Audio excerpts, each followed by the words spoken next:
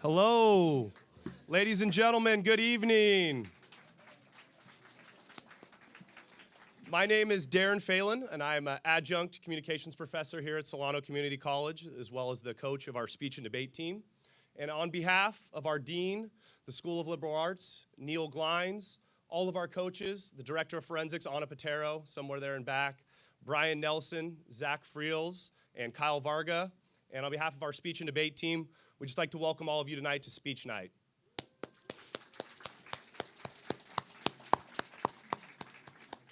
Now, I know most of you are just here to earn extra credit, all right? I know that, okay? But I would still like to thank all of you for coming out to support our nationally ranked speech and debate team. Fun fact for you, in 1974, it is claimed that Speech Night started because of likable slackers needed to earn the grade to pass their class. Yes, so thank you to all of you fun-loving slackers out there. This night would not be possible if it weren't for people like you. Yeah, we can applaud to that. Yeah, I like that, yeah. Tonight, the Solano Community College Speech and Debate team will be showcasing a variety of events, the events that they use to compete against numerous colleges all across the United States. The proceeds for tonight's event will go towards sponsoring and helping fund our trips to the state and national tournament that'll be taking place in the spring. So we thank you so much for your time, for your money, and of course for your support. I lastly just want to thank a few thanks. We want to thank the broadcasting class, COM 75. You'll see them around here broadcasting and televising this event live.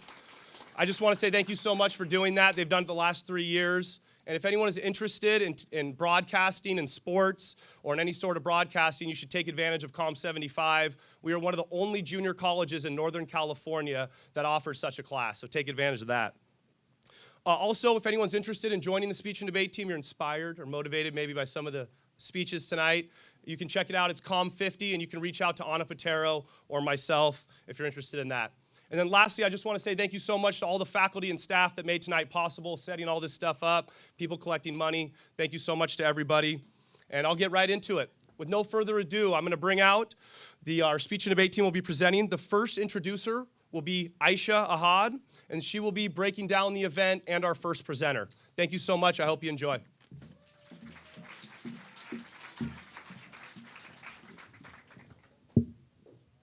Hi, guys.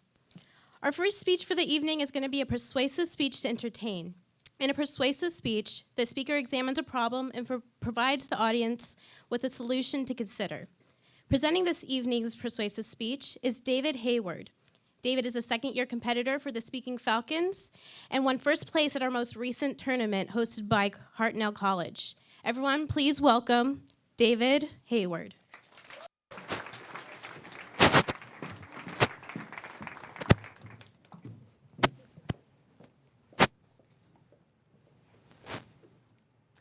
You know, I was at work the other day as my profession of being a fast food employee in the midst of a huge rush to get customer orders out and ready.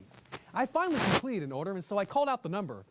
Number 53, order is ready, please. Number 53, order is ready, please. A kid comes up to take the order, and I say the polite thing that I'm supposed to say with a smile on my face, which is, thank you for your service, and have a nice day. Now, the kid just took the food and rushed off. So, what the hell is wrong with this picture? Do you know? The mistake is that the kid forgot to say two magic words, and they are, thank you.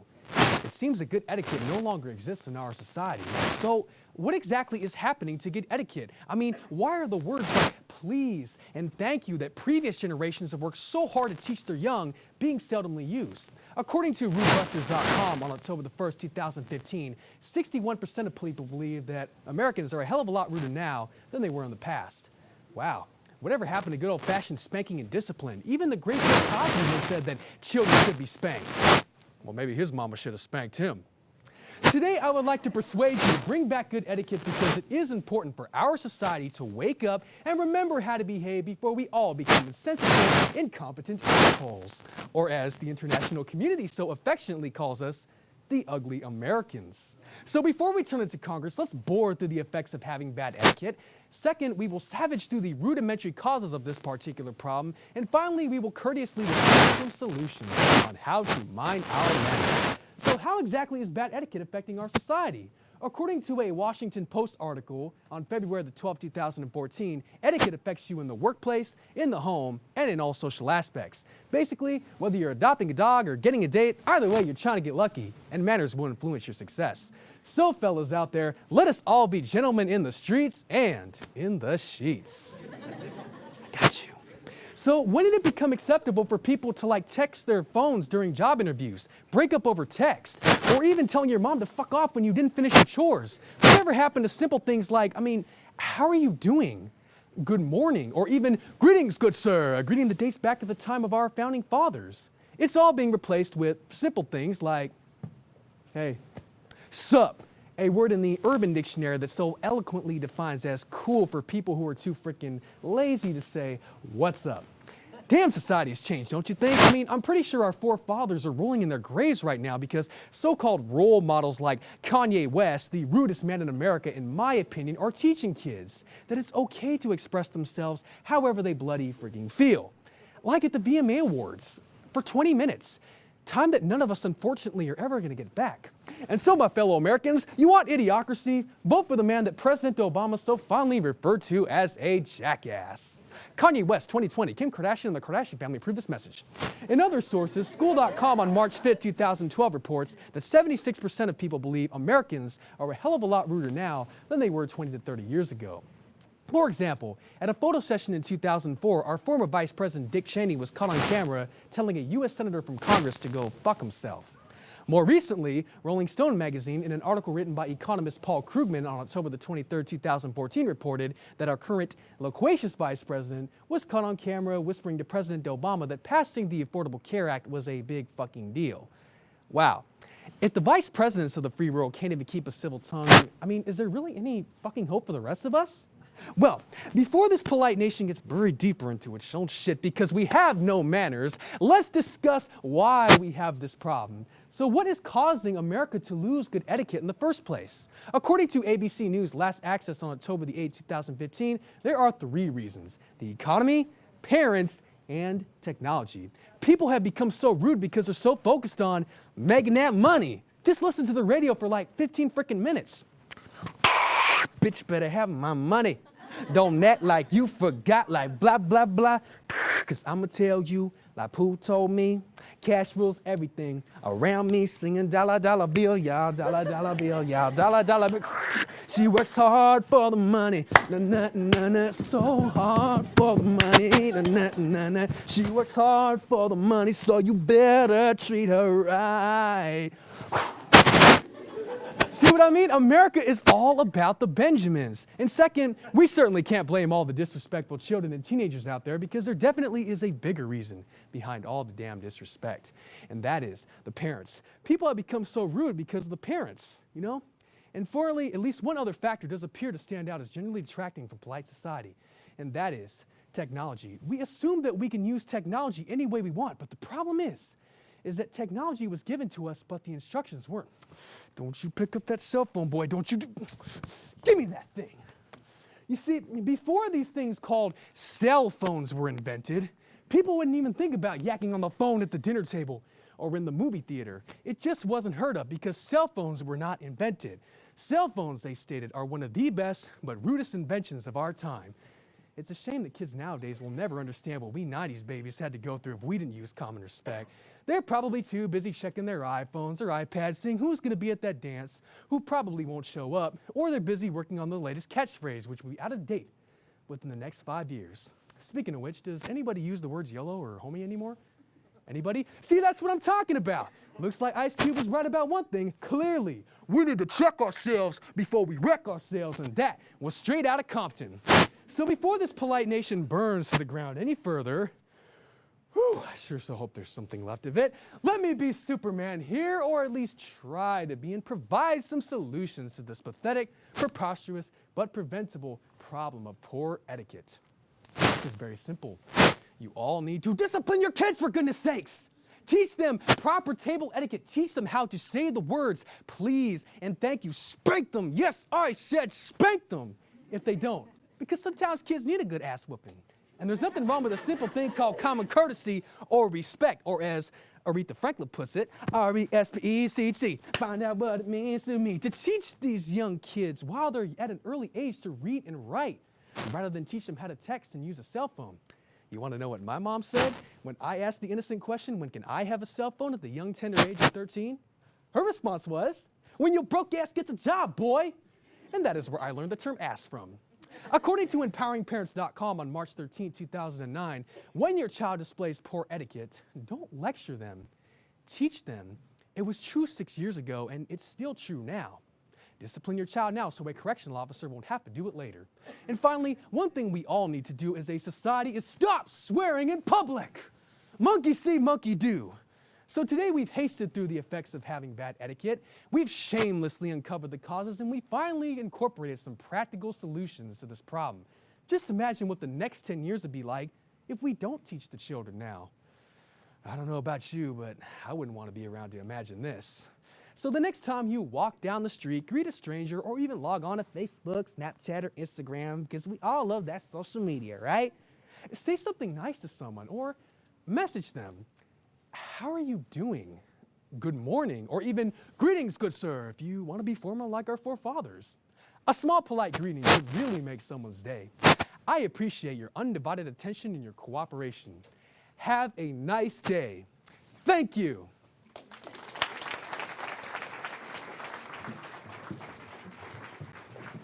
Stop.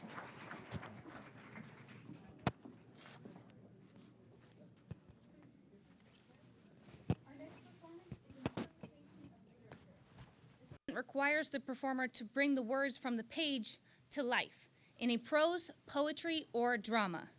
This is similar to acting in that the performer embodies a character, but different in that the performer becomes all of the characters.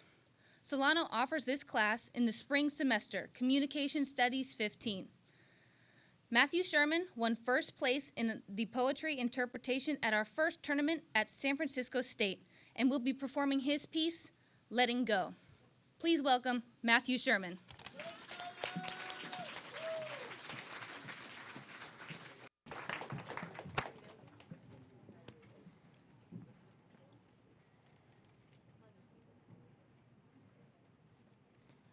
You bet we fight. Until pressed against 6 feet of distance north. Yeah, we make mistakes that our fathers have made, and my troubles come up from the earth. My teeth grit, fierce, and I beg you to understand, grace is my name.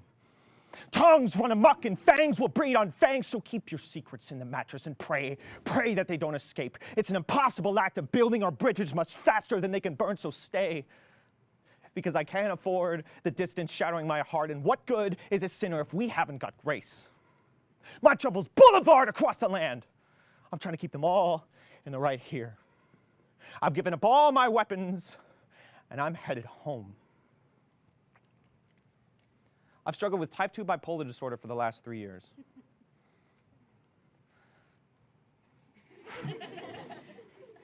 Between my long, crushing episodes of depression and my short, inspired periods of hypomania, it's become difficult to remember what it felt like to have a stable mood. It has, however, gotten easier to deal with my seesaw of a mental state, and the thoughts and actions that have been brought by my disorder are becoming an easier pill to swallow with every passing day. According to the National Institute of Public Health, 12 million Americans suffer from bipolar disorder for their entire lives. Depression and mania are so distinct of moods that it is easy to characterize them into two separate identities, wrestling for control over the self. To share what it feels like to be unable to let something like this go, I will use the following works. David de la Hoz, written by Josh Scogan and Dan Smith. On GP, written by Stefan Burnett. Magic That I Held You Prisoner, written by Greg Fischado. Bliss Point, written by Reagan John Farquhar. A Good Day, written by Kate Rakowski. Puny Huben, written by Doc Lubin. And The Future, written by Neil Hilborn in the following poetry program on Letting Go. The weeks where I forgot how to use my muscles, how I would stay as silent as a thick fog for weeks. She thought that each phone call from an unknown number was the notice of my suicide. These were the bad days. My life was a gift that I wanted to return. My head was a house of leaking faucets and burnout light bulbs. Depression is a good lover. So attentive, it has this innate way of making everything about you, and it is so easy to forget that your bedroom is not the world, that the dark shadow your pain casts isn't mood lighting. It is so easy to stay in this abusive relationship than to fix the problems that it has created. So when my transformation started, they didn't scare me. The growling behind my ears and the knocking sounds from behind the walls, they started taking me to doctors. I pretended that they were top secret training facilities. They told me that I had a condition that would sometimes make my brain catch fire. There are a lot of things that were okay when you were a little kid that stop being okay when you're older, like telling your adult employer that you just can't come to work this week because you can't physically stop crying. And so you don't get to go to that job anymore because you forgot the most important rule of the game, to never tell anyone else that you're playing. I can see the words inside your silence, but I can't speak about your pain for you. How long can you burn for anyways, turning over and back again, tongues ablaze like lions without teeth, hungry, staring at the forest of flames in our eyes, just talking with the trees. If only we could drift long enough, we could be home. All you do is harness an electric impulse as you plant that withering body in the rich mulch and just leave behind that glittery hindrance. Zoom that body, take your insides out, and then get those inners rinsed. And now you can talk about the more pressing issues, like what's up with the state of hip-hop? I mean, where exactly is hip-hop going? And what did hip-hop have for breakfast this morning? Does hip-hop really have the body type to pull off the outfit? I mean, who is hip-hop dating? A holographic rendered Pac? Or what does hip-hop check in the gender box? And all that other inane fluff. Your mind becomes an arcane tusk, to which you invade stuck and overrides the brain trust. I am so tired of all the perks. I've tried nothing. Everything works for less I'm worth. I've served my bid. Oh no, life wasn't what it is. All life was just a bridge. I have seen some free-landed, some tricks. Far I see, high time and quit. Won't let you know when I get going. Phone ring too long. Sails are blown by the fire within, pushing me to you. And you can live inside of me, sewn together, breaking and hailing, growing and breaking again and again, and you are a part of me. You are my home, and I'm your home, but I'm no place you want to be.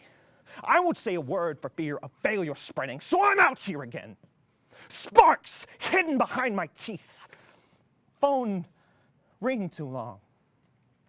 I'm probably gone. Ringtone jingled my swan song. I'll show you how to leave well enough alone. I'm not this world, this on-cue world. I fall back, concoct new worlds. I fall out in throbbing swirls. I fall until I stop this world. I fall right off this world. Some like to shoot the unheard in the theater company of the plucked nerve, and so maybe you can access just 1/3 of your mind. Some like the recipes for what lightning eats on characters of my typing teeth, so I stay a skywriting link to show you to your enlightened peak. Interpersonal coup de grace, loose inside of the galloping hoof and paw. New gods get huge applause. Plutonium replacing leaded fuels, and you're lifting from tepid pools. As all the wreckage cools. Now you're a happy fuck.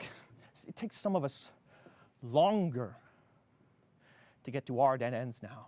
Oh, blood-stained with loose living ran through charcoal hearts to make it red, and we can be on fire again, you and I. You want this? Well, say what you want. Say what you mean. Or we can talk lung to closed ear. I live down the street from you. You've noticed me. I have never seen you wonder what the fuck I do. Listen up, you nosy bitch. My most recent purchase, old black rope. Gonna learn how to tie it, hang it in my chamber. Perfect reminder, a cult I'm made of. Come try it out whenever you wanna.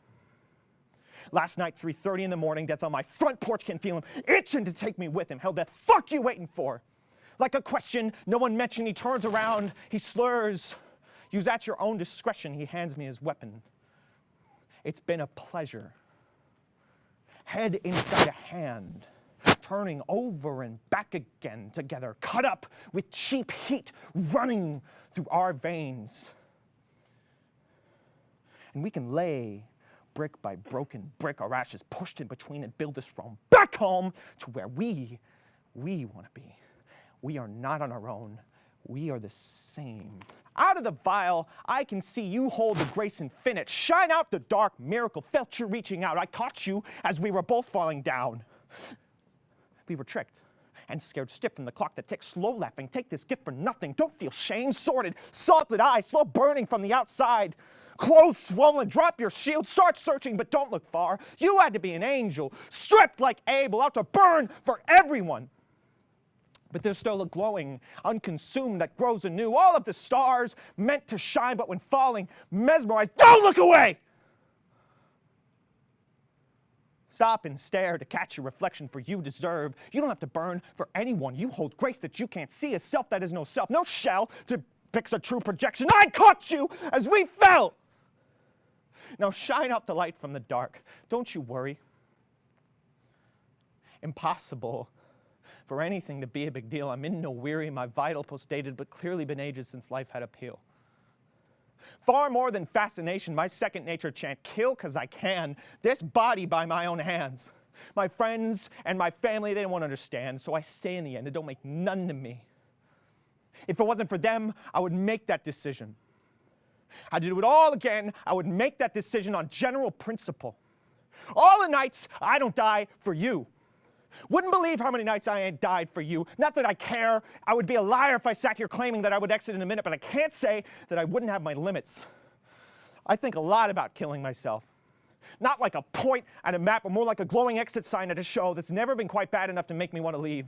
You see, when I'm up, I don't kill myself because, holy shit, there's so much left to do, but when I'm down, I don't kill myself because then the sadness would be over.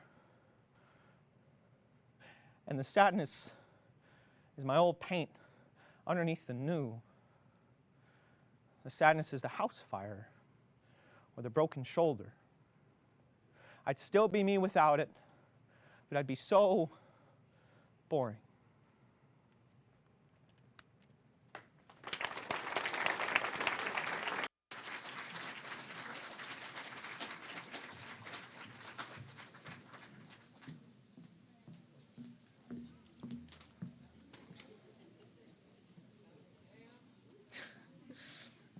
In informational speech, the speaker's goal is to amaze and amuse their audience with news that they can use. It should not be controversial, as the goal is not to persuade the audience, but to educate them on a topic which they don't know already. This evening's speaker is Rebecca DeSantis. Rebecca is a second-year student, a national bronze medal winner in persuasive speaking, and took second place at the Delta University Pacific Tournament on November 6, 2015. Please welcome Rebecca DeSantis.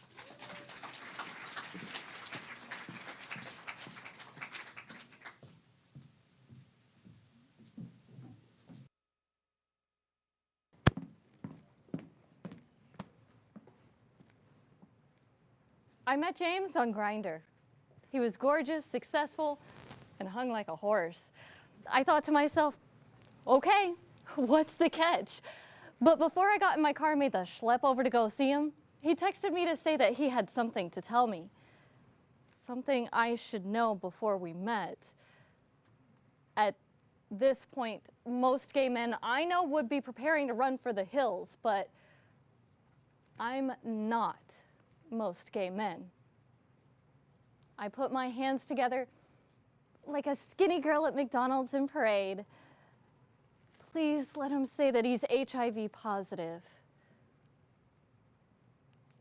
Jake Sobo, an HIV negative male, shared his experience on his blog, The Promiscuous Gay Nerd, on September 28, 2014.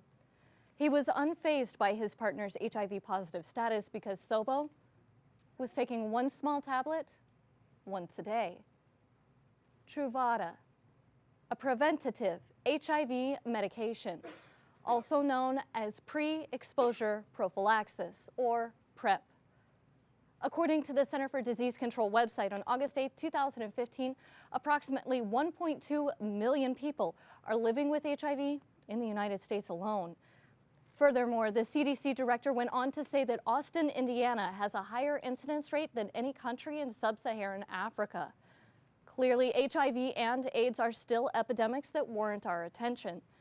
Truvada became the first medication approved by the Food and Drug Administration in July of 2012 for PrEP for uninfected individuals at high risk for contracting HIV. Therefore, today, we will warm up with what HIV and PrEP medications are, discover how PrEP meds work, and finish with the implications.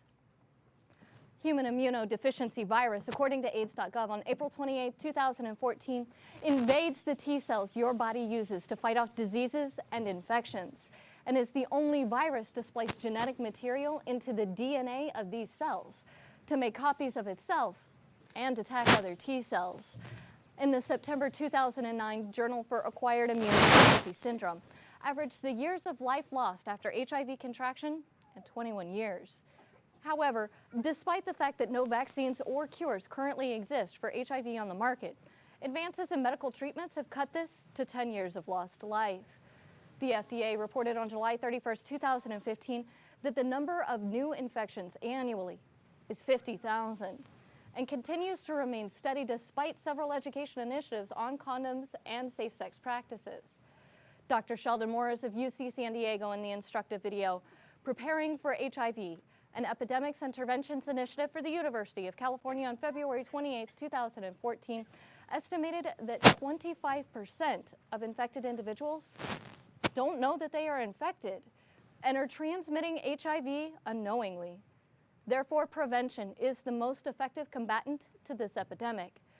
Consider PrEP as an analogous to taking a vaccine before traveling to a malaria-riddled destination. While other medications are currently being studied for PrEP, such as maravoric, rivaroxaban, divarapamine, and tenofovir, Truvada is proven effective at reducing the risk of contracting HIV. In fact, according to Dr. Bradley Hare, Director of HIV Care for Kaiser Permanente San Francisco Medical Center, on December 12, 2014, they have over 500 Kaiser patients, most of whom are high risk, on PrEP medications, and absolutely no new infections. Now that we've messed around with what HIV and PrEP medications are, let's experiment with how PrEP meds work. Truvada was originally approved to be part of a treatment option for HIV-positive individuals. Studies suggested that it also helped HIV-positive individuals that had another bloodborne pathogen, such as hepatitis B or C. Its use as a preventative medication was only added later, and is to be taken as one tablet, once a day, with or without food, ideally at the same time each day. It works by blocking an enzyme called HIV reverse transcriptase, which is a fancy way to say that the infection can't duplicate inside of the body. Other approval-waiting PrEP medications will work in a similar fashion with one exception, maravoric, which works by blocking the entry of HIV into the body's cells. The IPEREC study from 2010 conducted worldwide found that if 4 tablets of Truvada were taken a week, transmission dropped by 96%. And if it were taken daily, transmission dropped by 99%. Compare that to the HIV vaccine, which is only expected to be no more than 30% effective, according to the pharmacist letter on July 1st, 2015. That's right, get the HIV vaccine, go on a weekend bender with Charlie Sheen, and statistically, you will still have likely contracted HIV. Damn tiger blood. While on PrEP medications, it is recommended that patients see their doctor every 2 to 3 months to increase their medication adherence and conduct occasional blood work. It is estimated that it takes PrEP 7 days to reach high levels of protection in the body. It can also be used in HIV-negative women who are trying to get pregnant with their HIV-positive partner. Overall, these requirements are no different than most maintenance medications. Now that we've tested the waters as to how PrEP meds work, let's wrap around the magnitude of some of the implications.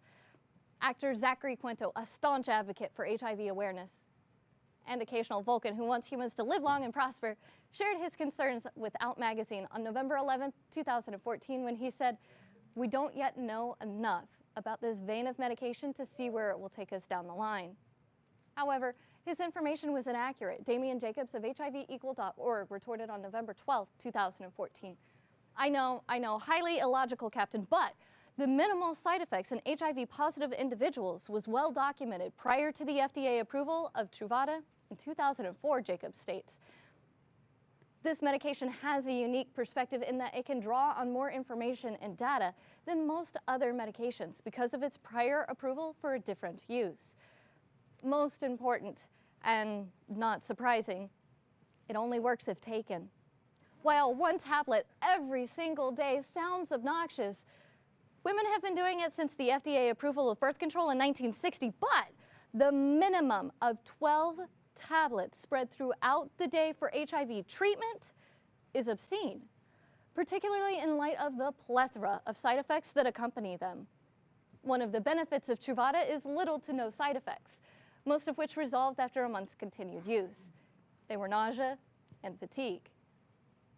With the implementation of new technologies in these PrEP studies, we can now know if and when a patient takes their medication. When you hear of blood and organs being denied because of the donor's sexual orientation, we can now be sure of their negative status, thanks to PrEP medications and the tools developed to study them. Genetic therapy is on the rise. Unfortunately, it will only work for treatment after diagnosis and will likely be cost prohibitive. On a larger scale, we look to the city of San Francisco, which has a goal of reaching 0 new infections, 0 AIDS-related deaths, and 0 stigma. They achieve this through improved diagnosis and linkage to care, improved number of patients maintained on antiretroviral therapy, and access to PrEP. This objective has sparked both New York and British Columbia to take similar action.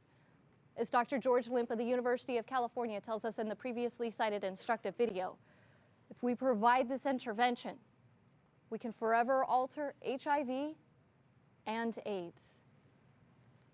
Today, we've flirted with what HIV and PrEP medications are, explored how PrEP meds work, and measured some of the implications. We are well on our way to no new infections, no AIDS-related deaths, and being as unfazed as Jake Sobel was by anyone's HIV status. For the first time, we strike back at a virus that has claimed 39 million lives worldwide by taking a proactive role. And it all starts with a single tablet, taken once a day.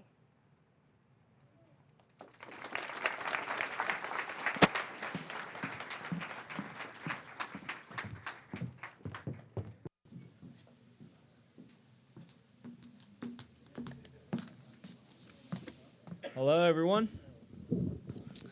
All right, so our final event for the evening is parliamentary debate. Parliamentary debate entails 2 sides. First, we have the government made up of the Prime Minister and the member of the government, whose task is to uphold the topic. And then we have the loyal opposition, which has the leader of the opposition and the member of opposition, who must negate the resolution. Each person will take turns making arguments to support their side of the debate in regards to tonight's following resolution. The United States federal government should reform the war on drugs. Representing the government, we have Michaela Chapa and J.D. Winters. And on opposition, we have Brad Larson and Devin Hickey. Michaela Chapa earned first place at her most recent tournament in Lincoln Douglas debate. And then we have Brad Larson, who is a California State silver medalist. So tonight, please guys, this is very important. This debate requires audience participation. If you like what you hear, feel free to say, "Hear, hear." No, I'm serious. All right, if you don't like the argument, you may say, "Shame." Try it real quick. Shame. Thank you. All right, at the end of the debate, you will choose the winner. Yes, the audience here will be choosing the winner. So without further ado, please welcome Michaela,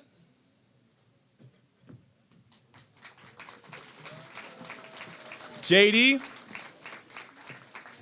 Remember, these will be the government. Then we have Brad. And finally, Devin.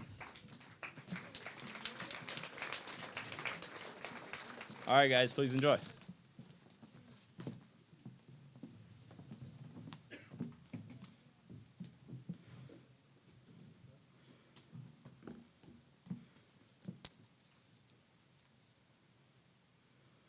Hello, everyone, and thank you so much for coming out tonight to support our speech and debate team. You have no idea how much we appreciate it, and hopefully next semester we'll see some of you guys on the team. With that, let's get to the debate. The resolution today is the United States federal government should reform the war on drugs. Definitions today include reform, to make changes in order to improve. War on drugs is contextually defined. Background.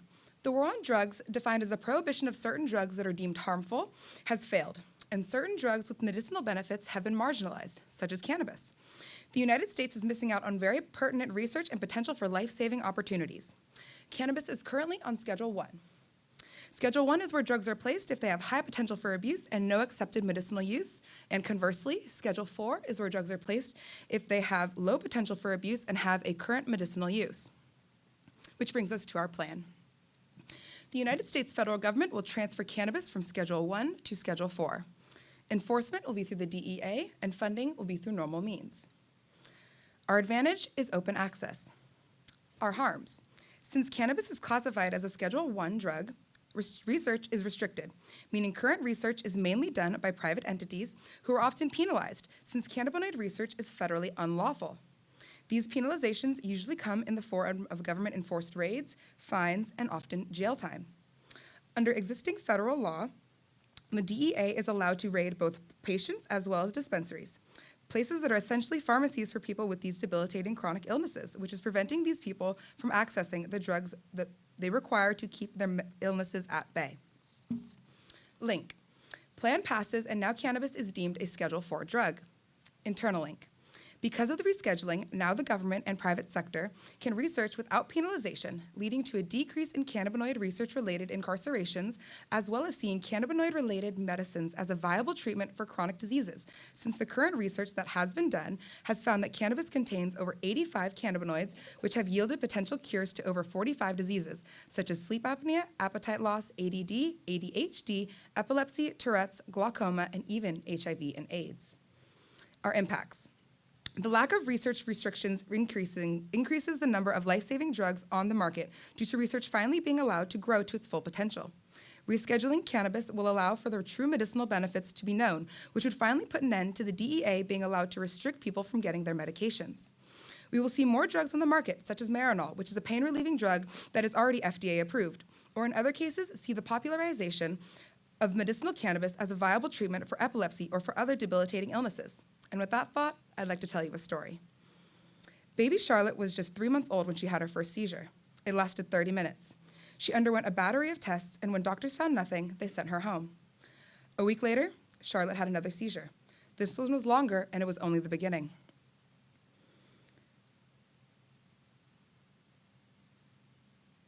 Over the next few weeks, Charlotte continued to have seizures. Charlotte had frequent seizures ranging from 2 to 4 hours each, and she was hospitalized, repeatedly leaving doctors baffled when all of her blood tests and scans came back normal. After years and years of doctors attempting to convince her parents that she would grow out of it, and after hearing about the healing effects of cannabinoids, they sought out cannabinol concentrate without the effects of THC, also known as the chemical in cannabis that gets you high, that would ultimately become the only viable end to her seizures. The specific strain of cannabinol without the effect of THC has come to be affectionately known as Charlotte's Web, after saving young Charlotte's life. Because of young patients like Charlotte, as well as millions of other patients being raided and having their medications taken from them, we should remove cannabis from the Schedule 1 it currently is to the Schedule 4 that we know it deserves. Thank you.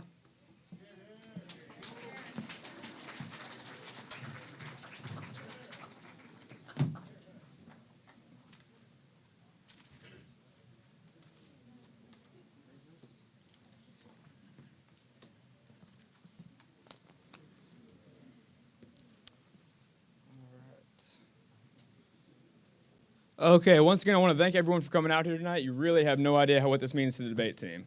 Let's just jump right into it. I'm going to be starting with off case, so we're going to have new negative arguments here.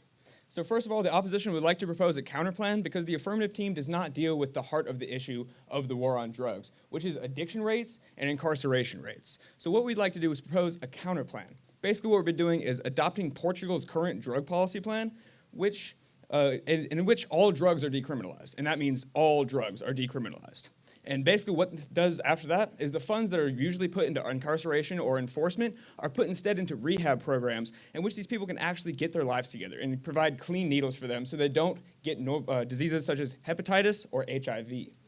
Moving on, people caught using or possessing are brought between a dissuasion committee, which basically consists of 3 people, a lawyer, a health services person, and thirdly, a third party.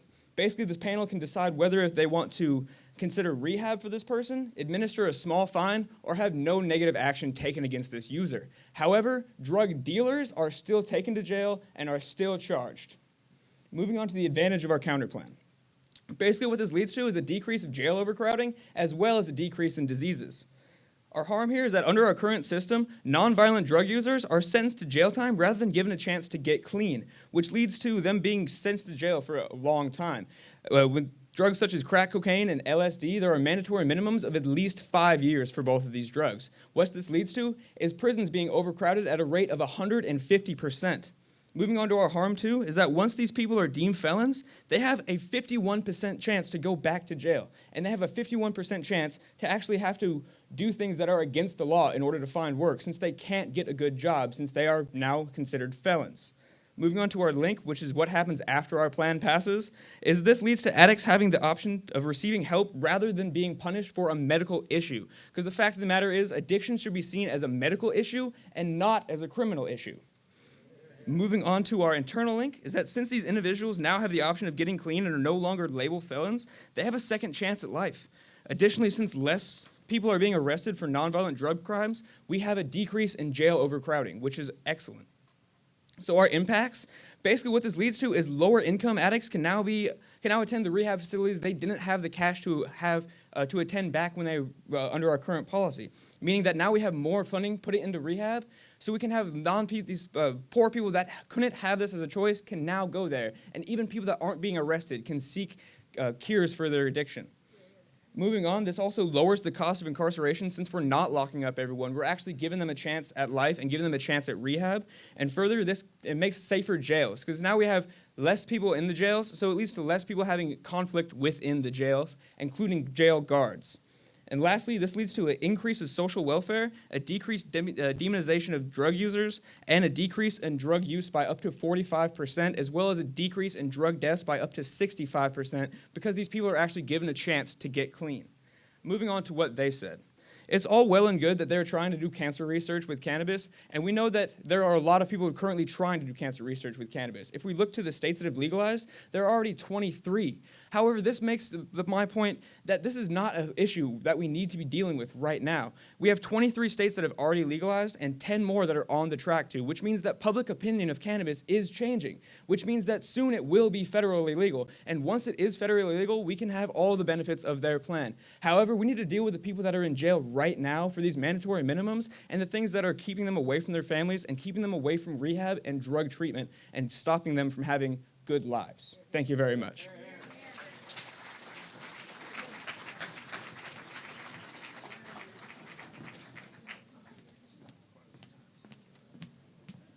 Should I lower this? Oh, cool.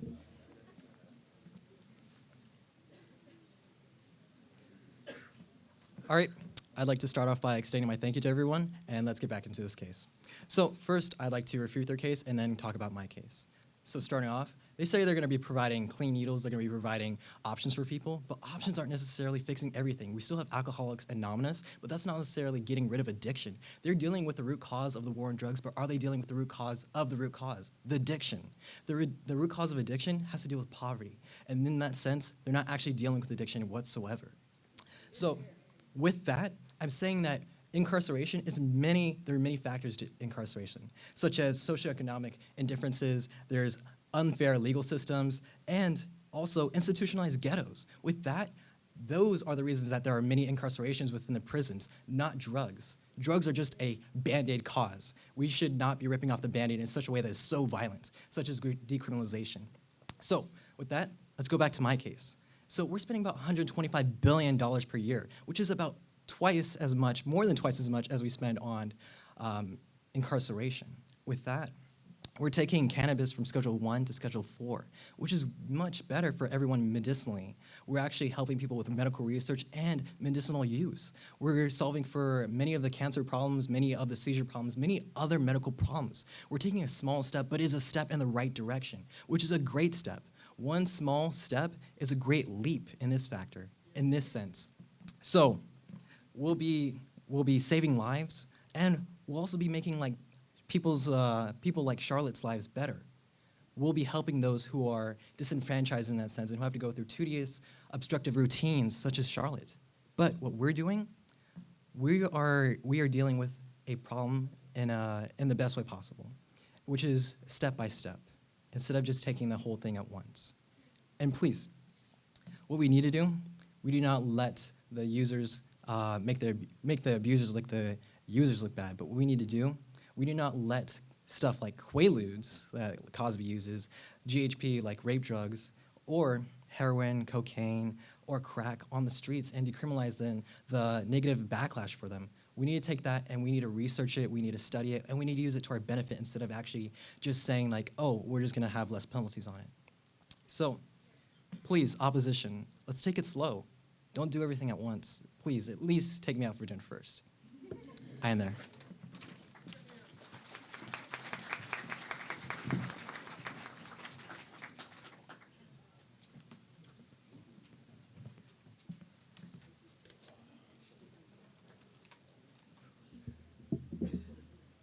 All right, thank you guys one more time. I swear that's the last time you hear it for tonight. And just for any of you guys flowing out there, I'm gonna go with off case, which is our case, and then I'll be going back to on case, which is the government's case. So going with right into ours, they keep trying to say that the war on drugs isn't really about incarceration, that it's more about the addiction, but prison is absolutely a giant problem that faces this nation. As my partner previously said, for 150% overcrowded in these prisons, we're dealing with a giant crisis right now. Not only is prison more dangerous, both for the inmates and the guards, but we're not giving addicts the attention they need. We're not treating their addiction as a medical disease. Instead, we're treating it as a criminal offense in the same way that we look at it in the same way that we look at, say, murder, rape, or assault, which clearly they're not relatable in any way. So,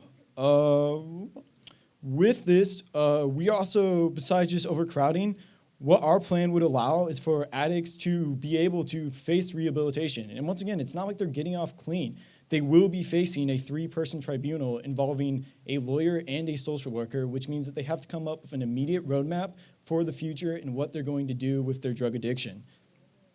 And the illegal side, in terms of drug dealers and anyone holding up the illicit drug trade, will absolutely face the justice of the law and will face jail time. So anyone who's making a profit off of illegal drugs or causing murders to promote the drug trade will indeed be going to jail, as they should, and be labeled as criminals. And then lastly, they keep trying to say that our plan isn't really dealing with all of addiction. But the fact is, that's not really, we're not trying to stand up here telling you that 100% of addicts are going to be rehabilitated. But the fact is, far more are going to be rehabilitated with our plan than are currently being rehabilitated now. Simply because instead of shoving them into a cell, we'll be placing them in a medical facility where they'll have on-hand attention from medical professionals who can give them the hope that they can overcome this addiction and move on with their lives. So now we will go back onto our on case. As you just heard the affirmative say, they're making a small sequential step. Well, the fact is, we're here telling you that that's not enough. We are going for that giant leap. We are giving you a plan that decriminalizes drug use and instead targets the people that are pushing the drugs, and consequently, the people who are addicted to the drugs are going to be overcoming the disease and will be able to move on. Also, another thing they brought up was cancer research.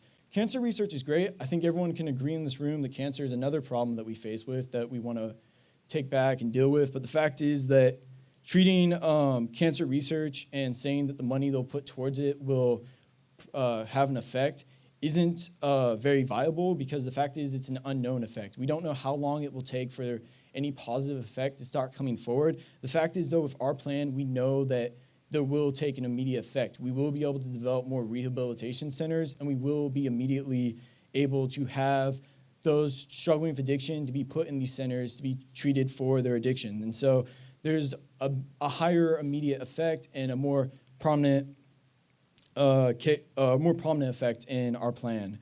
And as my partner also mentioned, the public opinion is actually leaning towards our plan. With 23 states already allowing medical use and 10 more considering it, we can see that the public wants to see the criminalization of both cannabis, and we're pushing that further and say with the decriminalization of all drugs that we can move towards a brighter future for everyone, and ultimately we can move towards a more freer state with liberties being protected. Thank you.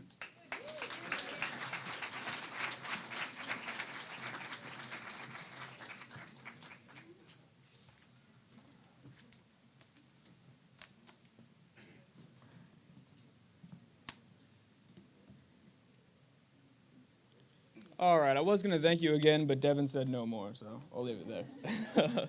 So first of all, let's just get down to the nitty-gritty on this. What is really going to be a better idea here? We can see that public opinion is already being pushed towards cannabis, and I know that decriminalizing all drugs does sound like quite a crazy idea, but the fact of the matter is decriminalizing these drugs will take away the stigma that these drugs have. And it'll make it so these drugs aren't the cool thing to do. These drugs will be seen as a medical problem that people will be seeking help for. So this is not going to be increasing people's perception of what these drugs are. It's not going to be making more people go out in the streets and try to buy them. It's going to make the exact opposite happen. And the fact of the matter is, the research that they're advocating for is research that we're already going to be getting in the status quo because of the public opinion changing on cannabis. Like I stated, 23 states have already legalized, 10 more are trying to, and we can possibly see this on the ballot in 2016 for federal legalization, at least on the medical level. So the fact of the matter is, they're trying to solve for something that's already going to be solved for, and they're ignoring all these people in prisons that are basically being subjected to terrible treatment since there are so many people in these prisons. They have to sleep on the ground. They don't even have beds. They don't even have beds in their own prison. I mean, they're already locked in jail. At least give them a bed, dude. Come on. And the fact of the matter is, we're trying to help these addicts. We're trying to make it so drugs are no longer a problem. We're not trying to shell out more money and more money, trying to lock up more and more people to keep this problem going on and on the way it has been for years, since the 1970s. We're trying to take a stand and change this. We need to change our attitudes if we want to make any change whatsoever. And the only way to do that is to stop viewing addiction as a criminal issue and start viewing it as a medical issue. The fact of the matter is, these people need help, and a lot of them want help. So why shouldn't we offer it to them?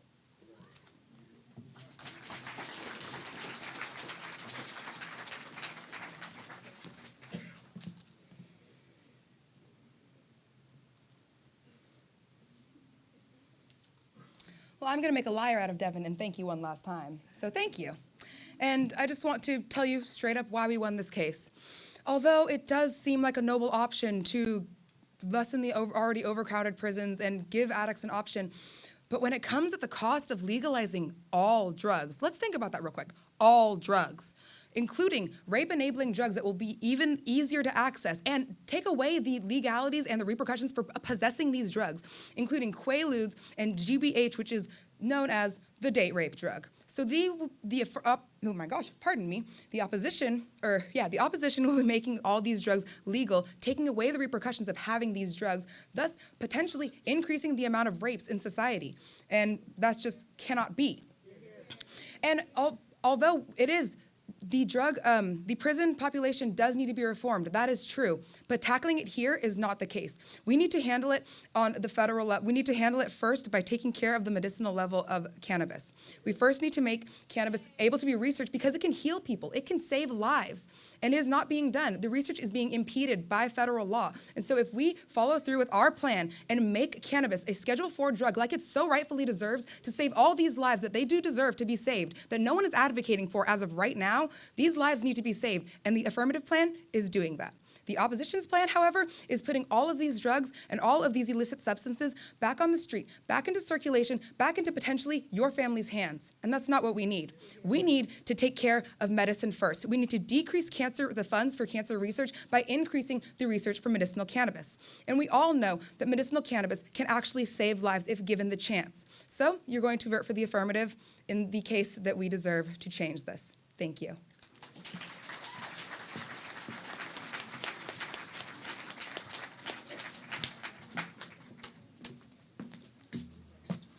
All right, guys, ladies and gentlemen, as I said before, you guys will be the judge tonight. So once again, we have the government here, Michaela and JD. One more clap, please. One more round of applause. And then the opposition here, Brad and Devin. All right, so without further ado, let's see who won. Let's do this real quick. We have the government.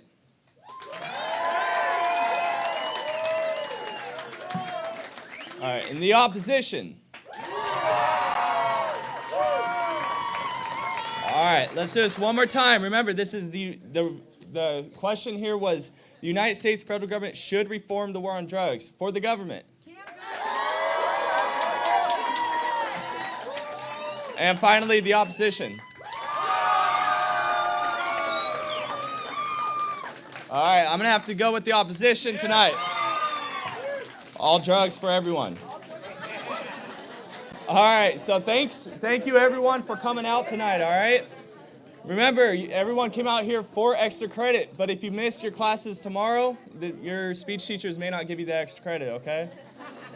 And remember, this is Communications 50, everyone. So if you're looking at doing something like this tonight, go ahead and join. And then Communications 75 is sports broadcasting. You guys have all a good night.